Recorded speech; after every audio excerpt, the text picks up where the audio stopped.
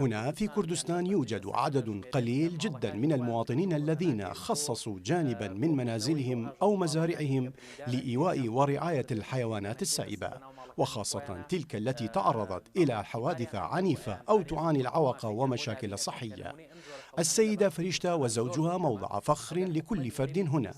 إنهما يقومان بعمل إنساني لم تفعله الحكومة إلى الآن رغم الإمكانيات المادية والمعنوية المتاحة لديها.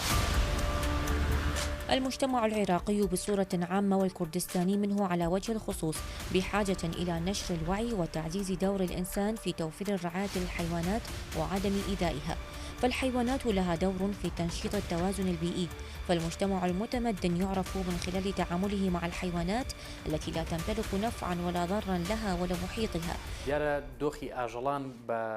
وضع الحيوانات السائبة في إقليم كردستان وخاصة الكلاب والقطط والحمير سيء للغاية، وشبح الموت والقتل يطاردهم في كل لحظة، ولا يوجد أي قانون يحميهم من شر أناس لا رحمة في قلوبهم.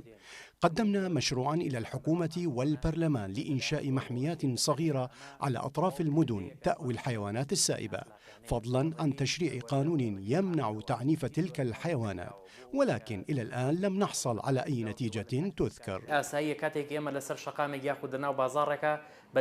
من الطبيعي رؤية الحيوانات وخاصة الكلاب والقطط في الشوارع وأزقة الأحياء السكنية وكذلك في حدائق المنازل، فهكذا كانت الحياة في الماضي، فتلك الحيوانات لها بيئة مشتركة مع البشر ولا تستطيع العيش بعيدا عنها، ولها الحق في الوجود والعيش الآمن كما الإنسان.